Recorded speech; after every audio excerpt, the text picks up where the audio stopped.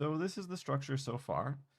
We now are able to be shown love, able to identify that we have a passive phrase and a passive be there.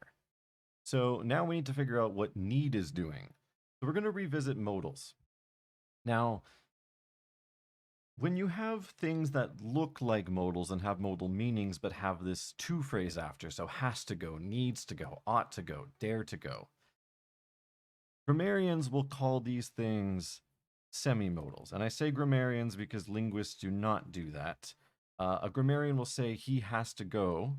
He'll say has to is a semi-modal. This is what they'll say. It's a two-word semi-modal. And then go would be an intransitive verb. And this would be just one thing.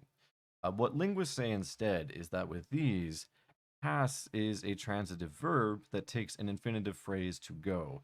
So this is just being consistent. But in terms of the meaning of has to, so the meaning itself is going to be more like modals. So if you think if he has to go, you think if he must go, he needs to go, he must go, he ought to go, he should go. So they have these modal replacements. So this is how we'll classify semi-modals. We're not going to actually label anything as semi-modal in a tree, but if you're thinking about the meanings of some of these verbs plus infinitives after, you can call those semi-modals in terms of meaning. So what about need and dare? Because there's some interesting things with need and dare going on. So we can say things like, I need not be bothered, or I dare leave, like you dare enter my lair. I say that they require a negative, but they don't require a negative. They can have a negative. But I want you to compare I need not be bothered with I need to not be bothered because they're different. They have very slightly different meanings. I need not be bothered is more like a modal, like I do not require that you bother me. While I need to not be bothered would mean like I need you to not come bother me. So it's more like a necessity in the second one versus like a request in the first one, in a sense. So in terms of the structure, they are different. I need to not be bothered. We'll say this is a transitive verb with an infinitive after. But when it's just I need not be bothered or I dare not leave, we call these modals, these two specifically. And this is very British English. So I think of these more as like British modals rather than American modals or Canadian modals.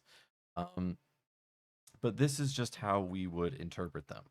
So I need to not be bothered is a verb with an infinitive after. You could also call it a semi-modal, but I need not be bothered. We'll just say that is a modal. So identify all the semi-modals in the sentence below. We have he used to run a mile, but now he doesn't. Used to is acting as a semi-modal here. Come here, we have to go. Have to is acting as a semi-modal. I've got to be home by dinner tonight. So remember, this is just got to. I must be home by dinner tonight. So this is a semi-modal too. And do you really have to? Do you really have to? So another example of a semi-modal there. So in a way, you can think that semi-modals are the things that we can contract. We can make them shorter.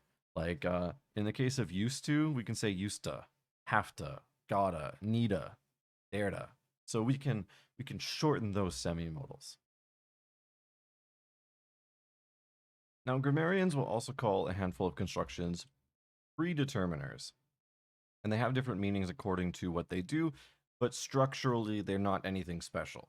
So they would just be like indefinite article, noun, and then preposition. So we have these things called partitives, like a dash of salt, plenty of, a bowl of, a bit of, a cup of, a herd of.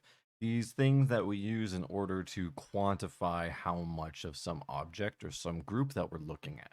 So yeah, like a herd of cows would be an example. So we know that in the case of a herd of cows, we label this as indefinite noun, preposition, and noun. And some grammarians will say, no, actually, a herd of is a modifier. But if we think about the head of this, a dash of salt, a herd of cows, the head of that noun phrase is dash a herd. And that's because we would say a herd of cows is dangerous. We would say is after. And this means that we need to agree with that noun. We would have to say are if we were agreeing with cows. So that is why dash in this case, or herd, or whatever this first noun is, a bowl, a bit, this would be the head noun in this case. And then of salt would be what's called a complement, that is giving more information. In the case of fractions or multipliers, well, I should say fractions, a third of, 2/5 of behave a lot like the first one. But multipliers are a little bit different. So once, twice, 3 times, 4 times, these are acting as modifiers on a day. So 4 times a day, 3 times a day, 4 times would be a modifier of how often you're doing it. And the reason we know that day is going to be the head noun and not times, so we can see the structures here are a little bit different. So we see dash as the head noun versus times as not the head noun. It's because we can do the same thing agreement. We don't say 4 times a day aren't enough. We say 4 times a day isn't enough. This means that the is connecting with day, and we know that the verb, or the be verb, is going to connect with the head of the noun phrase, so the main noun. That is why day, in this case, is the head noun, and 4 times is acting as a modifier. So that's some evidence for that structure. We also have post-nouns. So this is something that linguists don't say either.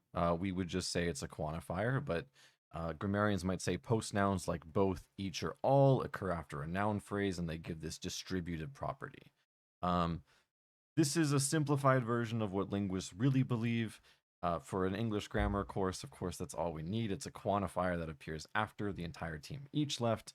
But linguists would posit some movement and other stuff to make this thing called a quantifier phrase. But that's all just theory right now. That's not so much as set in stone as what we've been going through in this course.